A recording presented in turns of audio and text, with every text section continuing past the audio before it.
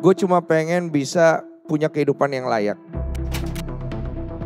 Gue hanya pengen aktualisasi diri bahwa gue ini memang bukan siapa-siapa. Tapi jangan usir gue, jangan hina gue dong, jangan hina orang tua gue dong. Hanya sesimpel itu.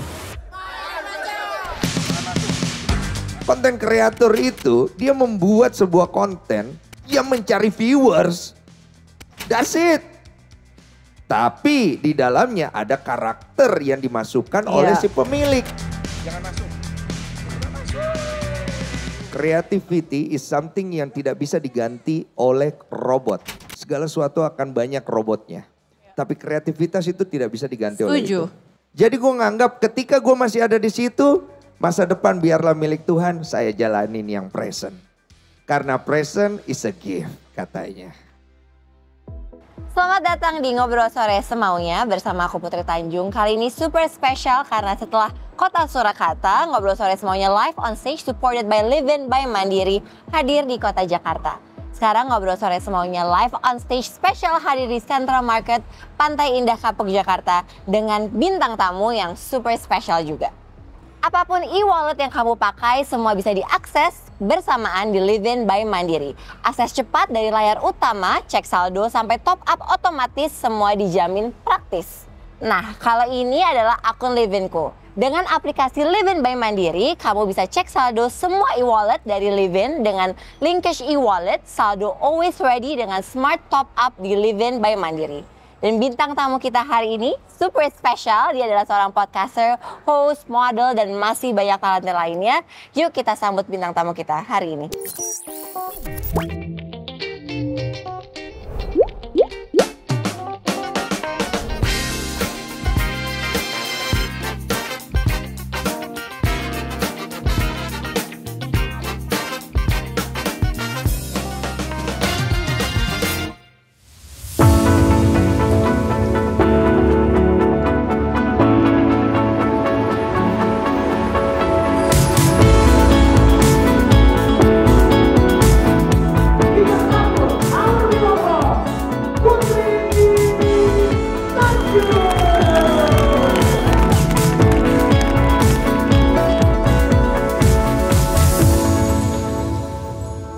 Teman-teman, masih semangat? Hari ini spesial banget karena gue akan ngobrol sama seseorang yang pasti kalian sudah kenal. Jadi mungkin gue gak usah terlalu banyak basa-basi kali ya. Jadi kita langsung panggilkan aja, berikan tepuk tangan yang sangat hangat untuk Denny Sumargo.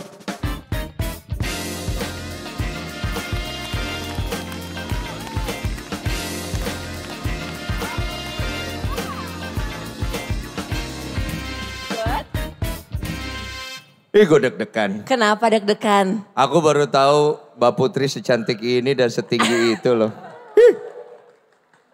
Bisa aja. Padahal udah sering ketemu, kok lu baru sadar? Iya kan kamu waktu itu masih belum setinggi ini. Kita ketemu kayak 2 bulan yang lalu. Iya makanya aku bingung dalam 2 bulan kayaknya dia nambah 5 cm deh. Oh bisa aja. Apa kabar? Baik, sehat. Alhamdulillah. Iya, apa kabar semuanya? Sehat ya? Udah capek belum? Kalau udah capek kita bubar nih. By the way kita tuh belum pernah ngobrol loh. Ya, kita belum pernah ngobrol loh. Jadi ini adalah pertama kalinya kita akan ngobrol. Tapi sebelumnya Mas Denny pernah nonton podcast gue gak? Lu pernah nonton podcast gue gak? Ngobrol Pernah. Sore Semaunya. Beberapa kali aku sempat lihat kalau bintang tamunya pas. Waktu itu Dedi pernah. Oke, udah lama banget. Terus si komedian itu, siapa lagi namanya?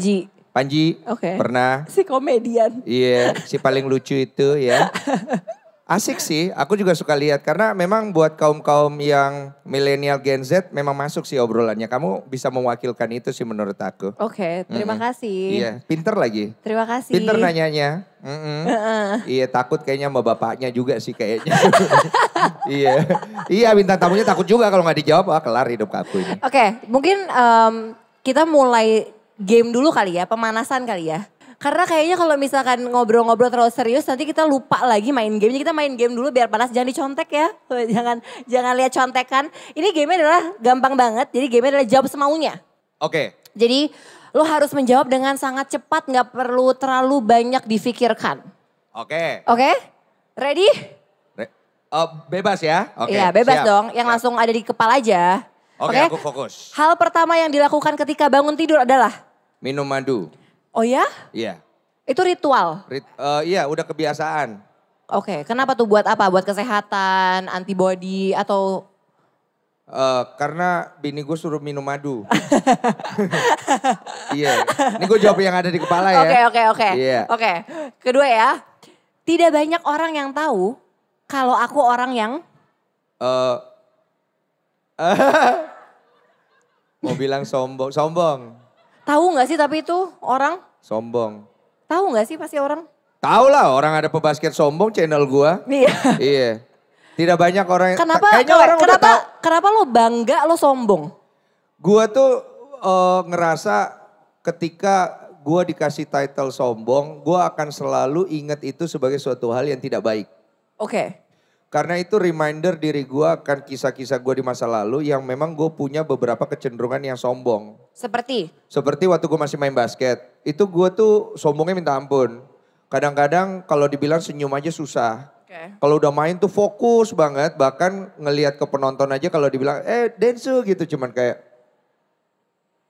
asik. Jadi kesannya memang kayak gue tuh kurang mengapresiasi apa yang ada di sekeliling gue. Tapi kan tuh lo fokus aja. Iya, tapi banyak lagi bukan cuma itu. Masa gue buka aib gue semua di sini? Iya kan gue mau tahu. Iya, intinya sih gue ngerasa bahwa ketika gue diingatkan bahwa gue sombong, itu artinya gue tahu itu nggak baik dan gue belajar untuk selalu rendah hati setiap hari. Next ya, olahraga yang paling aku benci adalah? Catur. Kenapa? Karena nggak bisa.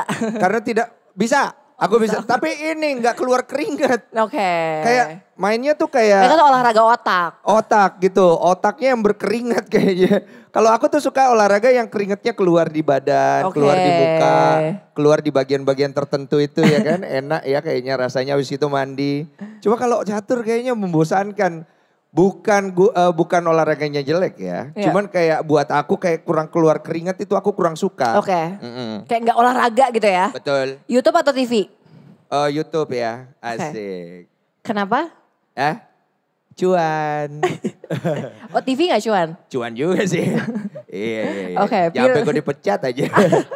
Jadi kalau di YouTube itu ada banyak hal yang bisa kita lakukan dibanding TV. Kreativitas kita kan banyak hal yang memang tidak bisa kita lepas di TV kan. Kalau di YouTube itu kita masih bisa lebih lepas kayak ini nih ngobrol sore semaunya. Iya. Jadi kita bisa bicara dengan lebih lugas dan aku ngerasa banyak hal yang terlalu dibuat-buat.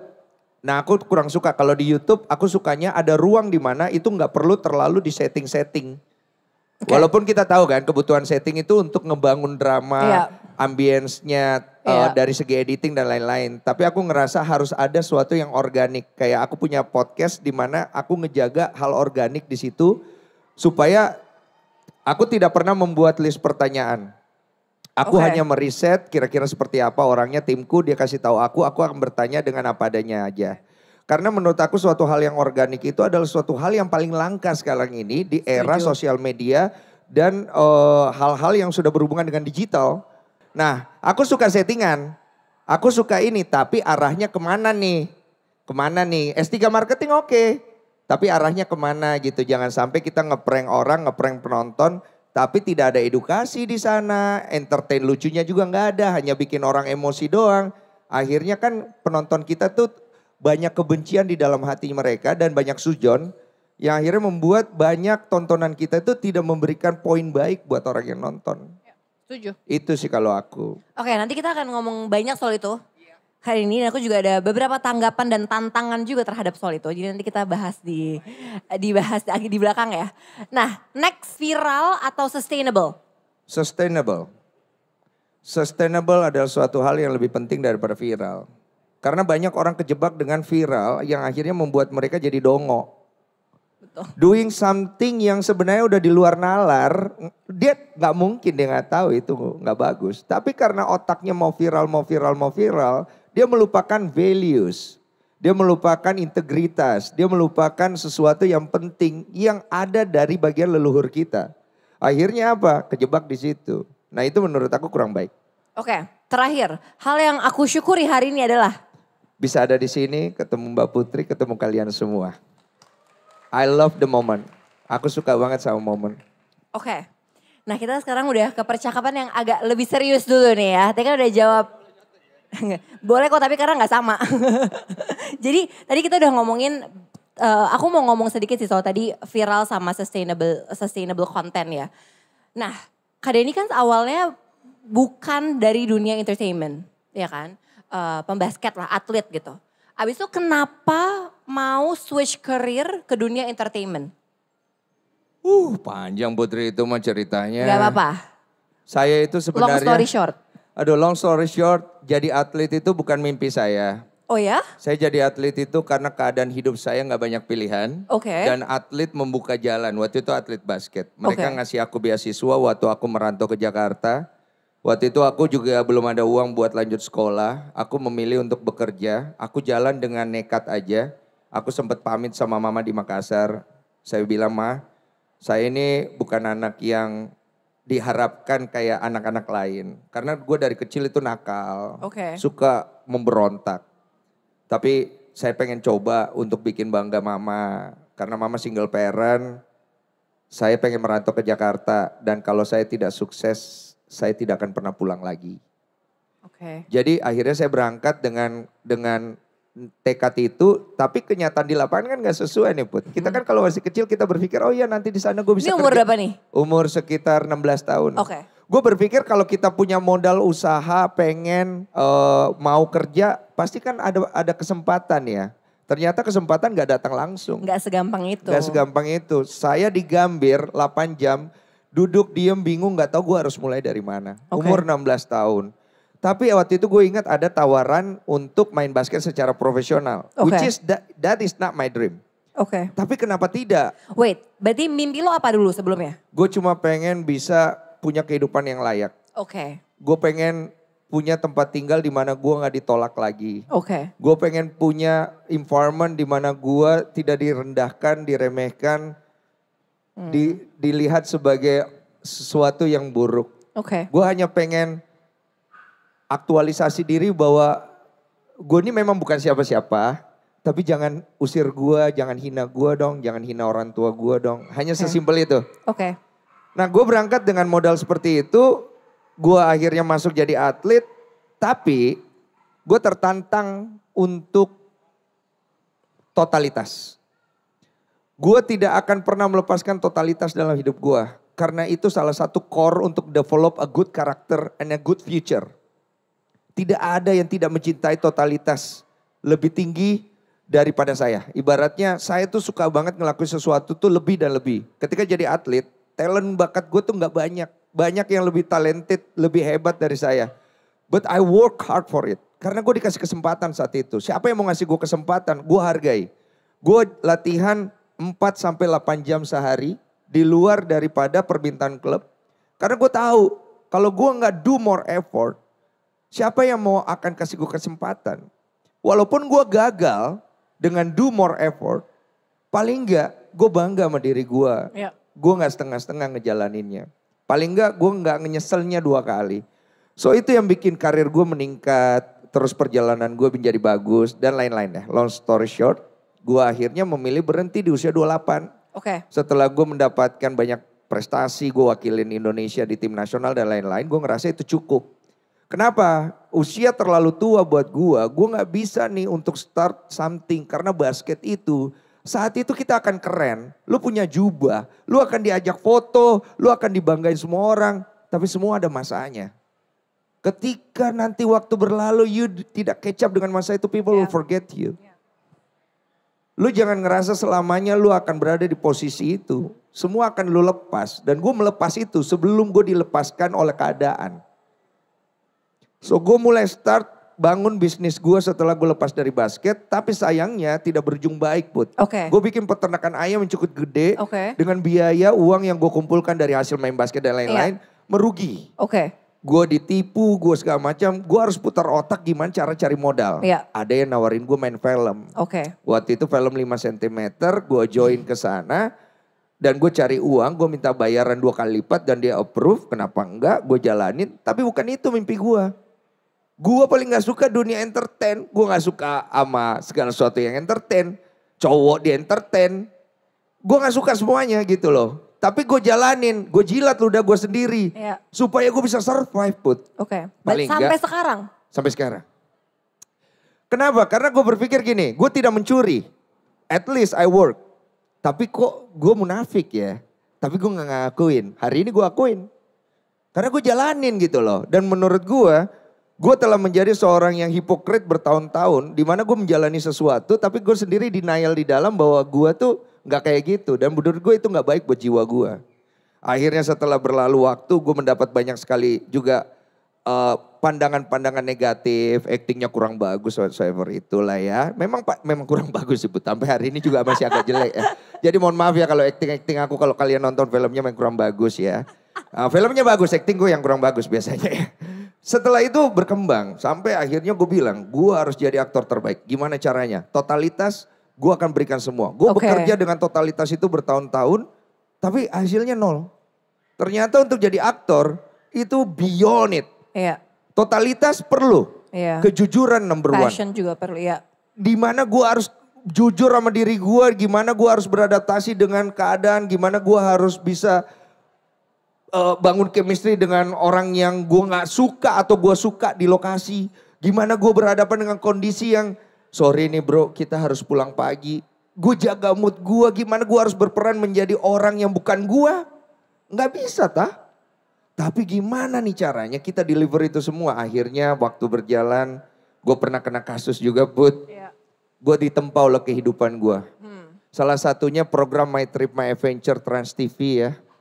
Itu mengubah banyak hal dalam diri gue. Gue pengen terima kasih banget sama bapakmu.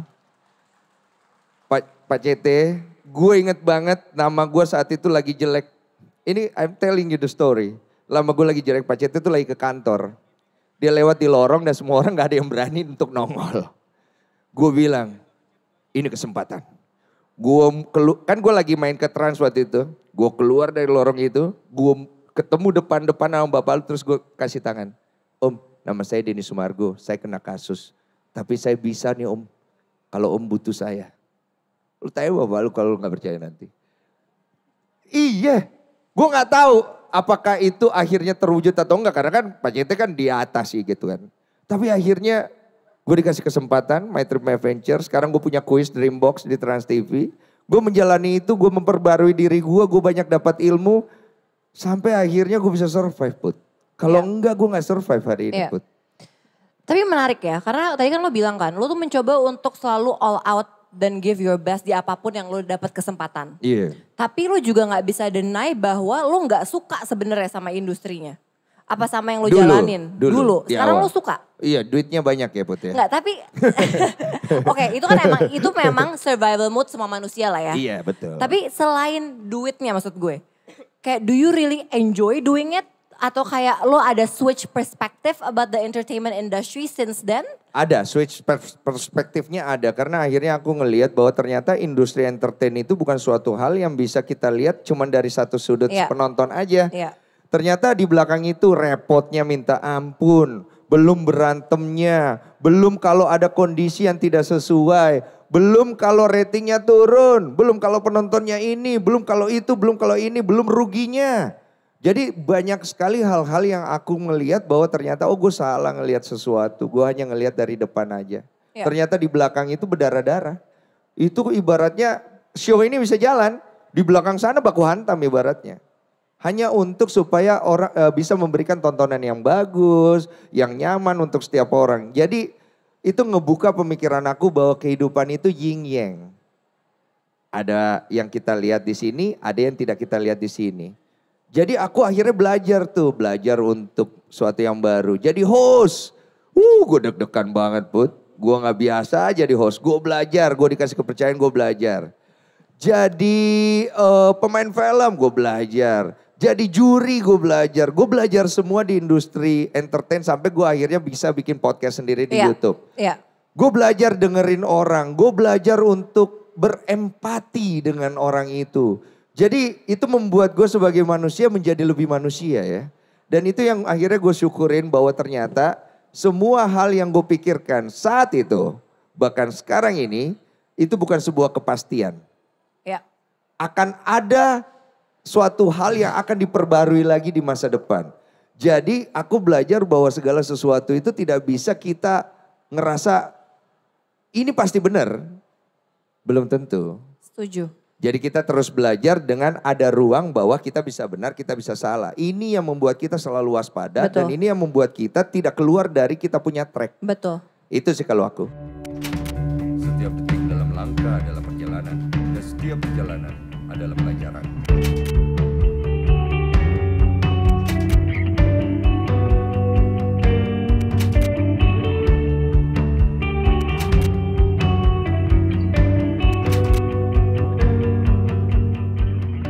Nah, tadi aku menarik banget karena aku melihat ada a different perspective nih dari Kadini dari awal masuk entertainment, terus habis itu sekarang yang udah mulai quote unquote berdamai lah ya sama situasinya. Waktu itu kenapa memutuskan untuk bikin quote unquote media sendiri? Waktu itu nggak sengaja, Put. Aku itu tinggal di kos-kosan. Aku lagi dalam masalah isu mau menikah dengan anak konglomerat. Ya, yang tahu ya ketawa ya. Terus nggak jadi ya. Terus aku nggak ada kerjaan. Aku di TV itu bukan siapa-siapa. Aku artis bintang tamu yang dibayar untuk jadi bintang tamu. Aku nggak punya program. Aku nggak ini. I'm nobody. I'm really nobody. Tiba-tiba aku ketemu seorang wanita namanya Olivia. Dia bilang sama aku, Yang, kamu nggak mau tuh bikin-bikin konten, itu kan kamu suka gitu. Tapi nggak ada uangnya Yang, jangan pikir uangnya. Creativity is something yang tidak bisa diganti oleh robot. Di masa depan Yang, segala sesuatu akan banyak robotnya. Tapi kreativitas itu tidak bisa diganti oleh itu. Sebenarnya yang cocok untuk ngobrol sama lu di sini tuh Ci Olive. Bukan lo ya? Bukan gue. Iya benar. Sebenarnya. Nanti nextnya ya? Iya nextnya aja. Nextnya gue undang istri lo aja ya, betul, ngobrol sama ya. istri lo ya. Saya lebih suka dia kerja ya, jangan cuma ambil uangku aja ya. Iya. Dia kerja ya? Iya. Kenapa gue yang belain? Dia kerja tapi semua uangnya dia pegang sama dia ya. Harus begitu? Iya terima kasih Putri. Oke jadi gue akhirnya ngelihat ya udah gue kerjain aja. Selama hampir setahun gue ngerjain ya gak ada hasil yang signifikan apa-apa. Penghasilannya juga nggak ada, bahkan gue nggak punya karyawan karena uangnya buat ngegaji itu belum cukup. Iya. Sampai akhirnya setahun kemudian dia growing dan tidak semua orang loh seberuntung itu. Betul. Banyak yang bikin belum tentu jalan. Bener. Tadinya aku bikin pebasket sombong, Iya. khusus untuk sport laki-laki, banyak yang nonton. Akhirnya aku bikin curhat bang nggak sengaja. Iya. Karena waktu itu aku tuh udah mulai banyak orang yang percaya brand apa masuk ya. Dari situ kan aku bisa dapat penghasilan. Aku mikir sama Tuhan, ini yang aku dapat kok beda banget sama dulu. Berkali-kali lipat berkat-Mu kau berikan kepada aku. Saya terharu. Gue ngerasa kalau semua yang kau berikan kepada aku ini udah lebih daripada apa yang pernah saya ekspektasikan. Gimana ya caranya saya bikin sesuatu yang bisa membantu orang. Dulu gue pernah kena kasus, di mana kasus itu gue tidak ada tempat untuk berbicara dari hati gue. Gue pernah nangis di hadapan publik di sebuah press conference, hasilnya buruk buat hidup gue.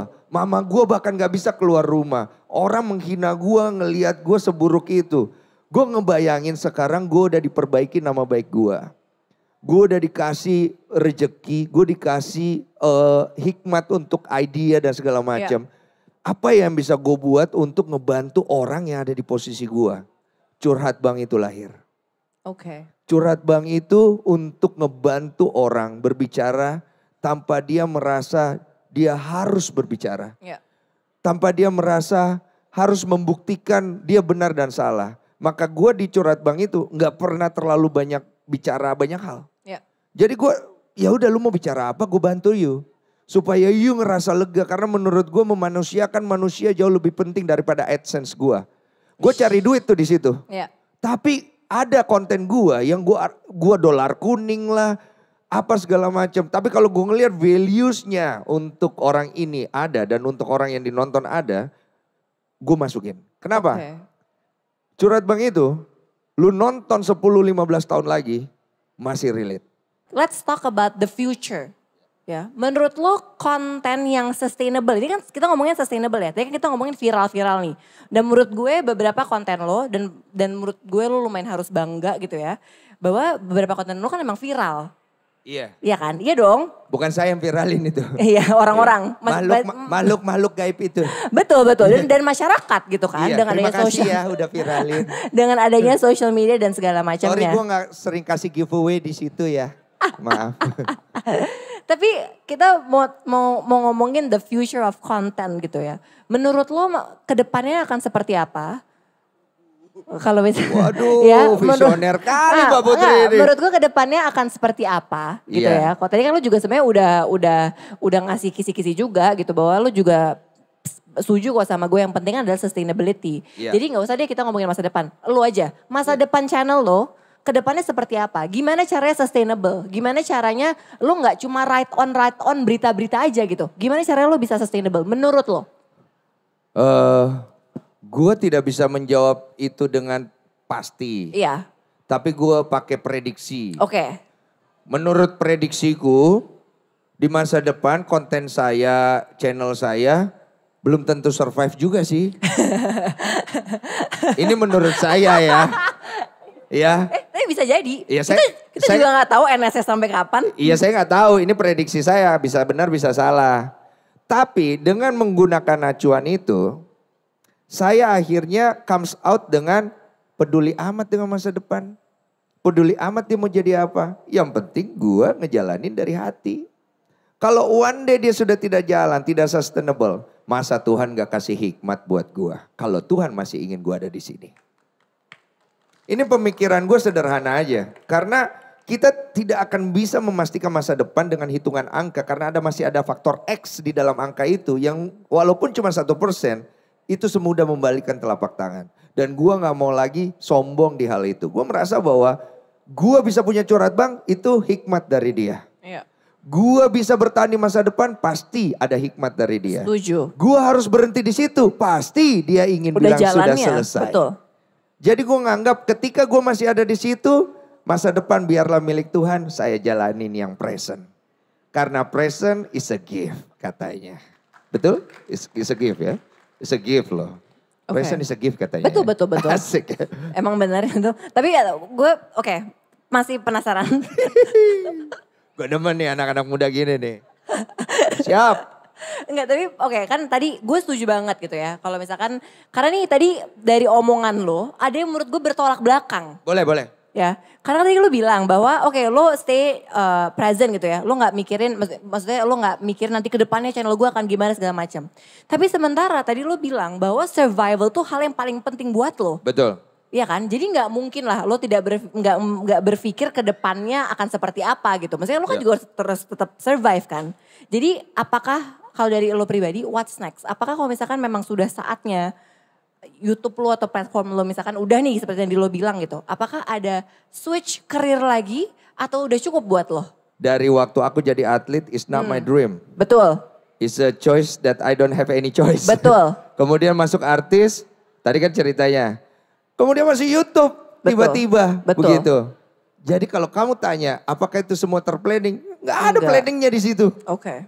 Yang ada hanya insting di mana gue berusaha bertahan hidup, survive dan lain-lain. Anggaplah nanti dia tutup ya. Bisa aja mungkin gue jadi tukang angkat galon, driver, bisa. Gue waktu masa sulit gue dulu, waktu kena kasus gue udah pengen jadi waiters di kapal pesiar. Oke. Karena gue udah malu nama gue jelek se-Indonesia. Iya. Tapi Tuhan tidak izinkan saat itu. Iya. Gue masih dikasih kesempatan bertemu dengan Raline Shah ya dalam film 5 cm ya.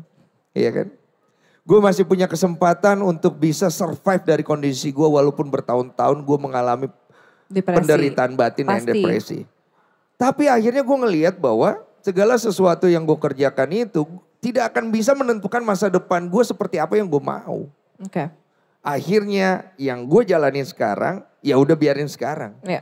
Dan gue tidak melekatkan apa yang gue dapat. Karena menurut gue jubah itu milik Tuhanku. Ya. Semua aksesoris dan aset yang gue punya is belong to my God. Ya. One day kalau dia minta kembali, I have to release it to him. Itu yang bikin hidup gue ringan setiap hari. Gue mengawali apapun itu selalu dengan itu. Hari ini gue bangun, gue berdoa sama Tuhan, Tuhan pinjamkan aku kekuatanmu dan semua jubahnya. Malam setelah aku balik ke tempat tidurku, Tuhan terima kasih, mohon maaf, ambil semua ini. It's not belong to me. Karena gue pernah memiliki semua itu. And it's broke my heart. It's broke my heart, broke my mom feeling, broke everyone feeling. And I don't want to live with that again. Live with a broken heart is really hard. Iya, agree. Ya kalau kalian bisa nangkep poin gue semoga bagus ya. Ini gue ngomong kayaknya agak kejauhan ini. Iya something like that ya. Iya kayak gitu sih Put. Iya intinya begitu ya Wak ya. Iya. No tapi maksudnya emang kan semua perspektif tuh menarik ya Mas Denny. Makanya tadi aku mau balik lagi kan ngomongin banyak soal pernah ada di titik terendah gitu ya. Maksudnya again berarti itu kan cancel culture gitu. Lu tuh pernah merasakan di cancel culture satu Indonesia gitu. Rasanya gimana sih? Ya coba susah juga ya aku jelasin ya. Kita ambil hal kecil lah. Di rumah orang-orang tuh gak mau ngobrol sama lu. Takut nyakitin perasaan lu. Ada mungkin yang benci sama lu. Ada yang mungkin gak mau sampai akhirnya masa lalu kena ke mereka. Kan gini kan hidup kan ya. Di kantor. Lu di kepala lu itu muter terus. Lu jalan di jalan, orang ngeliatin lu gini. Lu udah sujon aja sama ngeliatan mereka gitu. Kayak dia ngeliatin pasti berita gua nih. Ah ini pasti lagi ini nih. Hati lu gak damai. Kemanapun lu pergi hati lu gak damai. Lu punya uang. Lu bisa belanja, lu bisa ke klub, lu bisa investasi. Itu bisa bikin lu damai, ternyata gak bisa juga. Bingung, pusing. Bikin ini, mungkin dengan ini gua akan happy. Enggak juga. Sampai tidak terasa waktu berlalu, lu hidup masih dalam kesepian dan lu bangun tembok-tembok besar yang tidak ada jendelanya dalam hidup lu. Gue pernah ada di situ. Dan gue gak tahu caranya keluar Put. Yeah. Gue bener-bener stuck, gue gak tahu, gue hanya emotional, marah every time. Gue marah sama diri gue, kenapa gue sebodoh itu membiarkan diri gue bisa masuk di situ.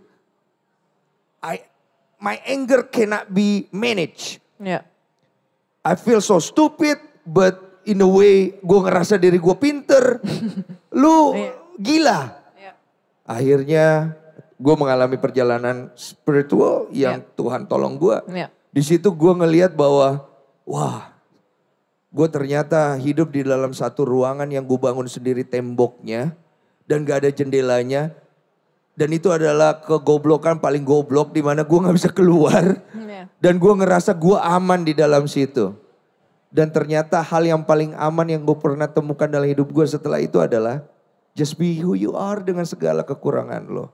Kalau orang itu gak bisa terima lo, mungkin saat itu orang itu bukan meant for you. That's all. Itu yang akhirnya gue rasa. Proses akhirnya lo menyadari itu dengan semua tembok yang lo bangun, itu berapa lama? Lama.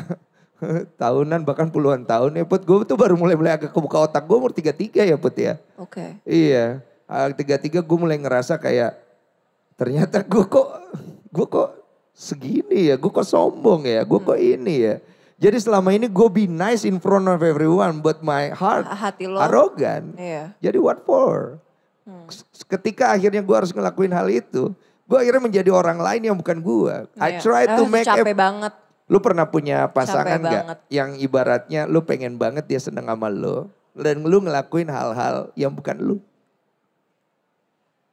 Akhirnya broke your heart gak? It's broke your heart. Karena bisa saja dia bukan for you. Karena kalau dia for you, he or she will live with it. Ayam, monyet, harimau, binatang semua ada pasangannya. Nggak ada yang nggak ada di dunia ini. Karena kalau dia pasangan lo, dia pasti akan hidup dengan itu. Dan kita pasti akan memilih pasangan yang seperti itu kan. Ini udah kamu memilih suamimu 2 tahun yang lalu kalau saya nggak salah kan. Setahun yang lalu. Setahun yang lalu ya, based on that kan.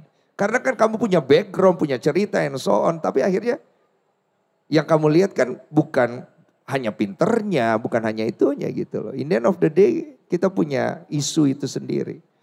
So kira-kira kayak gitu.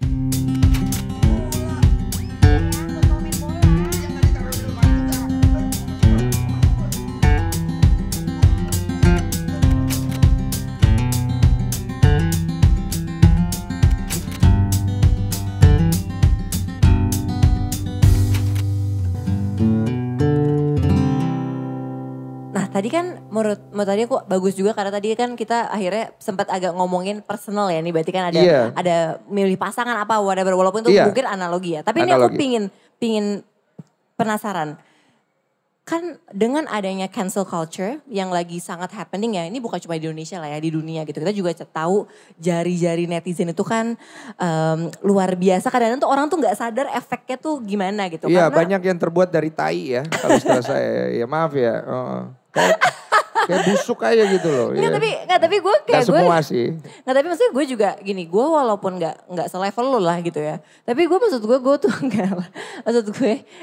gue tuh sangat merasakan kayak gue pernah di titik dimana gue ngeliatin Instagram, Twitter, gue bacain satu-satu komen tentang diri gue gitu ya. Sampai ada di titik dimana nih buruk banget dan jangan pernah lakukan ini. Akhirnya tadi yang tadi lo bilang, akhirnya gue berpikir jangan-jangan emang gue adalah kayak orang yang mereka tulis. Walaupun tuh sebenarnya bukan gue gitu. Cuma karena gue udah terlalu mungkin emosional dan bacain semuanya. Jadi gue merasa jangan-jangan persepsi mereka soal gue yang sebenarnya gak benar itu benar gitu. Dan itu kan membuat itu juga lama tuh prosesnya sampai akhirnya gue berdamai dan segala macam lalala gitu ya. Jadi gue ngerasain banget lah gitu. Gue tahu gitu. Tapi tuh gue cuma bagian kecil dari apa yang lo rasakan saat itulah gitu. Jadi gue sangat salut sama lo di mana lo bisa come back dengan beautifully dan very strong. Dan yang salah satu yang gue penasaran, tanggapan lo soal cancel culture ini dan dampaknya, karena lo juga sudah terdampak ya. Itu kayak gimana? Sudah terpapar. Itu lo sudah terpapar gitu udah ya. Udah infeksi kalau saya. Apakah cancel culture ini akan sustainable gitu? Karena menurut gue nih cancel culture ini dari dulu sebenarnya. Cuma lately aja ini lagi super banyak aja menurut gue. Iya. Kalau ditanya sustainable mengenai cancel culture itu pasti akan sustainable. Iya. Karena sekarang kita bicara tentang banyak sekali isu di dunia ini, apa sih yang tidak ada di masa lalu, di zaman nabi-nabi, semuanya ada gitu loh. Dan itu hanya berbeda-beda bentuk saja tapi intinya sama gitu loh. Menguranginya bisa, menghentikannya tidak akan bisa. Deal with it, that's the solution. If you can do something untuk inspiring other people, example, untuk supaya orang tahu bahwa ada solusi dari sebuah hal yang buruk dalam hidup lo. Yeah. Itu good things. Yeah. Karena masalahnya sekarang kita tuh semua hidup kan mencari solusi. Betul. Apa sih yang kita gak cari solusi? Lu duduk di sini kan berharap apa yang keluar dari omongan gue relate dengan diri lu. And I hope when I go home ketika gue pulang di rumah dari solution untuk masalah gue yang bisa. Kan kita semua cari solusi. Iya betul. Solusi kan gitu. Apa saya agak kejauhan ini ngobrolnya. Ya kira-kira begitulah Put ya. Iya betul, gitu. betul. Jadi deal with it. Iya. Dan bagaimana menunggangi hal itu. Dan mengambil intisarinya untuk kita berikan ke anak-anak kita. Itu tuh poinnya. Masalah cancel culture semuanya. Bagaimana kita bersikap. Berada di you stand di mana. Yeah. You stand di sebagai orang yang memprovokasi or you stand di titik di mana orang mencari damai. Karena yang stand di sebelah situ pasti paling sedikit. Paling sedikit, makanya harapan itu paling kecil. Karena yang paling banyak akan dominan orang-orang yang akan berpikir buruk tentang kehidupan karena terlalu banyak rasa sakit hati dari cancel culture, dari bully dan segala macam. Tapi that is the profitable. Karena sedikit yang percaya bahwa di sini bisa menghasilkan sesuatu yang baik. Makanya iman itu kan paling nomor satu kalau dalam sebuah agama. Karena iman itu sesuatu yang tidak kelihatan. But bring you to cahaya hidup. Ibaratnya gitu kalau di Islam nur ya dibilangnya. Cahaya hidup gitu loh. Kira-kira begitu ya Putih. Maaf ya agak kejauhan. Gak apa-apa dong. Kalau ngobrol tapi gini, by the end of the day kan emang semua hal baik dan buruk tuh ada ya di hidup kita. Tinggal cara kita menanggapinya gimana dan cara kita aksinya gimana nih terhadap apa yang terjadi itu gitu. Dan semua yang buruk terjadi sama kita bisa kita jadikan sumber inspirasi, kreativitas atau bahan bakar untuk menjadi lebih baik. Atau kalau misalkan kita juga salah menanganinya ya bisa jadi masalah juga gitu kan. Jadi again tergantung diri kita lagi. Tapi kalau kayak gitu, yang paling penting adalah yang semua orang harus punya adalah value. Ya dong. Yang harus kita selalu pegang. Apa value yang lo selalu pegang dari sekarang dari dulu sampai sekarang yang selalu sama? loyalty dan integritas. When I say something, I will do it even though I have to kehilangan banyak hal. Mungkin banyak orang-orang sekitar gue tahu sebetapa bodohnya gue dan sebetapa kerasnya gue, sebetapa emosionalnya gue. Walk in my way. Gue selalu bilang, this is not your life, this is my life. I will go with loyalty and integritas. Karena itu hal yang tidak akan bisa lu dapat di dunia ini kalau lu gak mengusahakan. Dan itu hal yang paling sulit di dunia ini. Karena you have to sacrifice a lot of things. Kesempatan yang ada di depan mata lu bisa hilang. Orang-orang di sekitar lu bisa pergi. Bahkan orang yang paling lu sayang, lu bisa kehilangan itu. But I say it's okay. I lose them all. Banyak dari mereka left me behind. But my God didn't left me. Dia berdiri di sana di singgasananya. Look at me down. My son, there is a hope for you. And I am hope. Dia kasih gue kesempatan, dia basuh diri gue, dia mandiin gue. Dia angkat gue dari kubangan lumpur. Kasih gue throne. Gila seberapa hebatnya gue sih, gue bisa duduk di sini bicara sama kalian semua. Gue bukan siapa-siapa. But you want to listen to me, you want to share with me. Menurut gue that is something that precious buat hidup gue.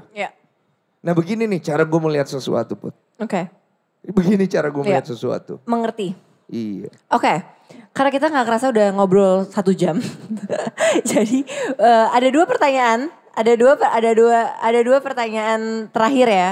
Ada 2 pertanyaan terakhir. Kalau tadi kita udah ngomongin soal yang berat-berat. Jadi kita ngomongin yang realistik-realistik aja ya. Kalau lo mengatur keuangan. Iya kan? Bisnis dan keluarga. Ada bedanya gak? Dan gimana cara lo memanage keuangan lo? Iya jangan main judi ya. Habis nanti uangnya. Betul. Jadi karena aku ini kurang bagus dalam mengatur keuangan, aku serahkan keuanganku itu kepada orang yang bisa, pinter, trustable, credible. Dan itu adalah istriku Olivia Sumargo ya. Ya kebetulan dia tidak ada di sini, jadi gak usah tepuk tangan ya. Iya, dia kaget. Iya, kenapa? Karena menurut gua masalah keuangan itu harus berada di tempat, di tangan yang tepat. Betul, seperti Live In by Mandiri. Yes, itu dia ya poinnya. Kan? Jadi kalian bisa masuk ya? Pakai apapun, apapun e-wallet yang kamu pakai semua bisa diakses di Live In by Mandiri. Aksesnya cepet banget, terus gampang banget. Jadi semua kebutuhan finansial kamu tinggal di satu aplikasi. Ya. Saya sering itu loh, promoin lo pakai loh. Ya. Oke, pertanyaan terakhir Pamungkas, jawabannya harus bagus ya. Iya. Jadi ini gue tanya sama semua narasumber gue. Kalau misalkan, kan nih konten kita, obrolan tadi kita panjang lebar ini akan ada di platform CXO Media selamanya dong. Wih. Ya kan? Jadi kalau 5 tahun lagi lu lagi iseng lu nonton lagi episode ini. Apa yang Denny sekarang ingin sampaikan? Ada pesan apa dari Denny sekarang ke Denny masa depan? 5 tahun lagi nonton. So tau lu. Iya gue akan bilang gitu, so tau nih orang, so berasa paling pinter. Tapi gue suka sih loyalitas dan integritas yang lo pegang. Karena kita masih pegang itu sampai hari ini. Terima kasih banyak, tepuk tangan sekali lagi untuk Denny Sumargo. Terima kasih banyak teman-teman yang sudah datang ke Live on Stage. Dan terima kasih untuk teman-teman yang selalu setia nonton Ngobrol Sore Semaunya hanya di CXO Media. Sampai ketemu.